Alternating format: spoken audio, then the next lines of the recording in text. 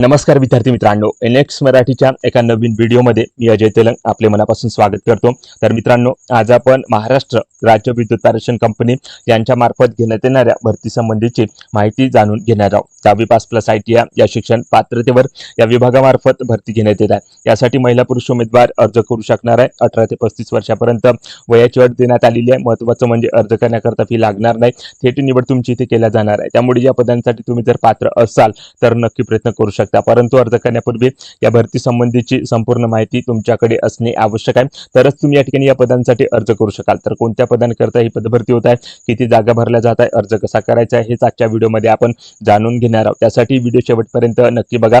चॅनलवर नवीन असाल तर आता चॅनलला सबस्क्राइब करून बाजूची नोटिफिकेशन बेल प्रेस करून घ्या, कारण अशाच नवनवीन भरतीबाबत अपडेट रोज आपण या चॅनलवर देत असतो। तेव्हा चॅनलला लगेच सबस्क्राइब करा आणि काही समस्या असल्यास व्हिडिओमध्ये कमेंट करा किंवा डिस्क्रिप्शन बॉक्समध्ये टेलिग्राम ग्रुपची लिंक देतो, तिथे जाऊन टेलिग्राम ग्रुप जॉईन करून आपले प्रश्न, आपली समस्या विचारू शकता। आपल्याला लगेच प्रतिसाद मिळेल। चला तर मग कोणताही व्हिडिओ वाया न घालवता आजच्या व्हिडिओला सुरुवात करूया। तर बघा, या ठिकाणी आपण महाराष्ट्र राज्य विद्युत पारेषण कंपनी यांच्या मार्फत प्रसिद्ध करण्यात आलेल्या पदभरतीच्या जाहिरातीवर आलेला HVDC ग्रहण केंद्र प्रविभाग महापारेषण चंद्रपूर येथे शिकाऊ उमेदवारी प्रशिक्षणार्थी म्हणून पदासाठी वॅकन्सी निघालेल्या आहे। औद्योगिक प्रशिक्षण संस्थेमधून ज्या उमेदवारांनी वीजतंत्री या व्यवसायामध्ये राष्ट्रीय व्यवसाय प्रशिक्षण परिषद NCVT ची परीक्षा उत्तीर्ण केलेल्या अशा उमेदवारांना या जाहिरातीच्या माध्यमातून सूचित करण्यात येत आहे की अप्रेंटिसशिप पोर्टलच्या ऑफिशियल वेबसाईटवर जाऊन तुम्ही दिलेल्या व्यवसायाकरिता या ठिकाणी अर्ज ऑनलाईन पद्धतीने सादर करू शकता। तर बघा, वीजतंत्री या व्यवसायासाठी ही रिक्रुटमेंट शिकाऊ उमेदवारी पदासाठी निघालेली आहे। 26 जागा या पदाच्या भरल्या जात आहे। HVDC ग्रहण केंद्र प्रविभाग चंद्रपूर CTPS कॉम्प्लेक्स चंद्रपूर येथे ही रिक्रुटमेंट शिकाऊ उमेदवारी पदासाठी निघालेली आहे। अप्रेंटिसशिप पोर्टलच्या वेबसाईटवर जाऊन तुम्हाला ऑनलाईन पद्धतीने अर्ज सादर करायचा आहे। 11 जून 2026 ही अर्ज करण्याची शेवटची तारीख या ठिकाणी असणार आहे। तेव्हा जे उमेदवार या पदासाठी पात्र असतील किंवा अर्ज करू इच्छित असतील त्या उमेदवारांनी या विभागाचा आस्थापना क्रमांक वापरून ऑनलाईन पद्धतीने अर्ज त्या ठिकाणी सादर करायचा आहे। तर अर्ज सादर करताना कोणकोणती दस्तावेज, कोणकोणती कागदपत्र या ठिकाणी लागणार आहे त्याची माहिती ती दिलेली आहे। तर बघू शकता, SSC प्लस ITI वीजतंत्री 4 सेमिस्टरच्या उत्तीर्ण गुणपत्रिकेची मूळ प्रत, शाळा सोडल्याचा दाखला, आधार कार्ड, मागासवर्गीय विद्यार्थ्याचे जात प्रमाणपत्र, महाराष्ट्र राज्याचे अधिवास प्रमाणपत्र, उच्च व उन्नत गटात मोडत नसल्याचे प्रमाणपत्र म्हणजे नॉन क्रिमिलियर, त्यानंतर आर्थिकदृष्ट्या दुर्बल घटक EWS प्रमाणपत्र व सामाजिक शैक्षणिक दृष्ट्या मागासवर्ग SCBC प्रमाणपत्र, अशी सर्व मूळ कागदपत्र तुम्हाला या ठिकाणी लागणार आहे।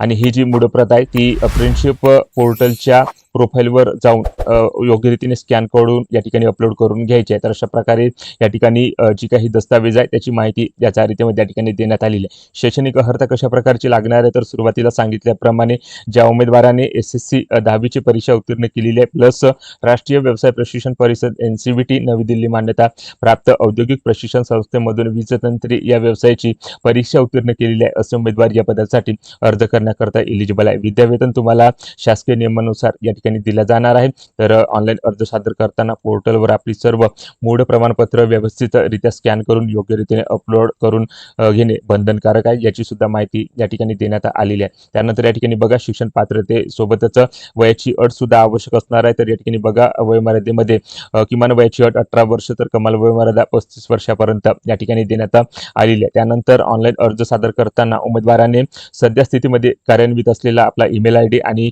भ्रमणध्वनी क्रमांक योग्य रीतीने नोंदवणे आवश्यक आहे, जेणेकरून पुढील भरती करता या मोबाईल नंबरचा आणि या ईमेल IDचा उपयोग तुम्हाला या ठिकाणी होणार आहे। तेव्हा ऑनलाईन अर्ज सादर करताना आपला योग्य रीतीचा ईमेल ID आणि मोबाईल नंबर त्या ठिकाणी नोंदवणे आवश्यक असणार आहे। आणि त्यानंतर या ठिकाणी बघू शकता, ही जी निवड प्रक्रिया होणार आहे ती निवड प्रक्रिया तुम्हाला SSC आणि ITI गुणांच्या बेसिसवर या ठिकाणी होणार आहे। तर या भरती करता कोणत्याही प्रकारची परीक्षा या ठिकाणी घेतल्या जाणार नाही, थेट निवड तुमची या ठिकाणी गुणांच्या बेसिसवर आणि सामाजिक आरक्षणाच्या अधीन राहून प्रवर्गनिहाय या ठिकाणी केल्या जाणार आहे। तर अशा प्रकारे या ठिकाणी ही भरती प्रक्रियेची माहिती या ठिकाणी देण्यात आलेली आहे। त्यानंतर या ठिकाणी बघू शकता, ऑनलाईन अर्ज सादर करताना तुम्हाला अप्रेंटिसशिप विभागाच्या ऑफिशियल संकेतस्थळावर जाऊन ऑनलाईन पद्धतीने अर्ज सादर करायचा आहे। त्यासाठी जी शेवटची तारीख देण्यात आलेली आहे ती 11 जून 2026 पर्यंत या ठिकाणी देण्यात आलेली आहे। www.apprenticeshipindia.org या पोर्टलवर जाऊन तुम्हाला त्या ठिकाणी त्या विभागासाठी, त्या पदासाठी नोंदणी करून घ्यायची आहे। आणि नोंदणी करताना जी काही तुमची मूळ प्रमाणपत्र आहे, शैक्षणिक अर्हतेची ती सर्व मूळ प्रमाणपत्र तुम्हाला योग्य रीतीने स्कॅन करून अपलोड करून घ्यायचे आणि तर संपूर्ण नोंदणी झाल्यानंतर जी काही नोंदणीचं प्रत या ठिकाणी निघणार आहे, ती प्रत आणि तुमचा अर्ज आणि त्या अर्जासोबत तुमची जी काही कागदपत्र शैक्षणिक दस्तऐवजीची आहे त्या छायांकित प्रती तुम्हाला दिलेल्या ॲड्रेसवर ऑफलाईन पद्धतीने पाठवायचा आहे. तर या ठिकाणी बघू शकता अर्ज या ठिकाणी सादर करण्याकरता या विभागाचा ॲड्रेस या ठिकाणी देण्यात आलेला आहे. तर या दिलेल्या ॲड्रेसवर तुम्हाला 18 जून 2026 या तारखेपर्यंत तुमचा अर्ज या ठिकाणी पोहोचेल अशा उद्देशाने तुम्हाला अर्ज पाठवायचा आहे. तर पोस्टाच्या माध्यमातून किंवा स्वहस्ते कार्यालयामध्ये जाऊन तुम्ही त्या ठिकाणी तो अर्ज सादर करू शकता. तर या ठिकाणी बघा या जाहिरातीसोबतच एक ऑफलाईन अर्ज सुद्धा या ठिकाणी जोडलेला आहे. तर हा संपूर्ण अर्ज तुम्हाला या ठिकाणी भरून घ्यायचा आहे. तर तो अर्ज कशा पद्धतीने भरायचा याची थोडक्यात माहिती मी देण्याचा प्रयत्न करणार आहे. तर या ठिकाणी बघू शकता या बॉक्समध्ये तुम्हाला अलीकडे काढलेला फोटो चिकटवून घ्यायचा आहे. त्यानंतर उमेदवाराचे पूर्ण नाव, सुरुवातीला आडनाव, त्यानंतर उमेदवाराचे नाव, त्यानंतर तुमच्या वडिलाचे नाव, त्यानंतर उमेदवाराच्या वडिलाचे नाव येथे संपूर्णपणे लिहून घ्यायचे आहे.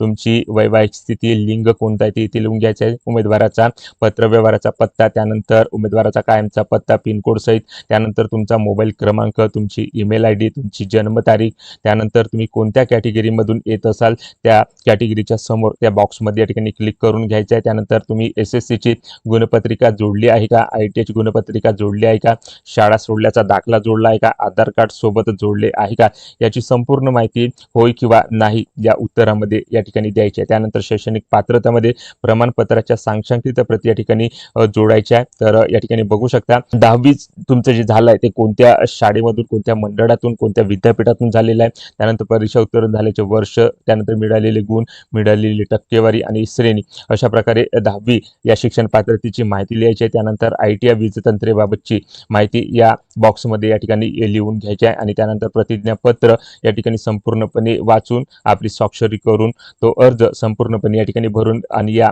अर्जासोबत आपली शैक्षणिक कागदपत्राच्या छायांकित प्रति या ठिकाणी जोडून दिलेल्या ॲड्रेसवर 18/6/2026 या तारखेपर्यंत या ठिकाणी दिलेल्या कार्यालयामध्ये पाठवायचं आहे. तर अशा प्रकारे मित्रांनो अप्रेंटिसशिप या पदासाठी ही रिक्रुटमेंट वीजतंत्री या ट्रेड करता महाराष्ट्र राज्य विद्युत पारेषण कंपनी यांच्या मार्फत 26 रिक्त जागेसाठी निघालेली असून त्याची जाहिरात इथे प्रसिद्ध करण्यात आलेली आहे आणि त्याच पदभरतीची माहिती आज आपण या व्हिडिओच्या माध्यमातून थोडक्यात घेण्याचा प्रयत्न इथे केलेला आहे. तेव्हा व्हिडिओ आवडला असेल तर व्हिडिओला लाईक करा. आपल्या नेक्स्ट मराठी यूट्यूब चॅनलवर तुम्ही नवीन असाल तर चॅनलला सबस्क्राईब करून बाजूची नोटिफिकेशन बेल प्रेस करून घ्या. ज्या उमेदवारांना अशा नोकरीची आवश्यकता आहे त्या उमेदवारांना हा व्हिडिओ नक्की शेअर करा व या पदभरतीबाबत तुमच्या ज्या काही समस्या, जे काही प्रश्न असतील कमेंट करून नक्की सांगा. जय हिंद, जय महाराष्ट्र.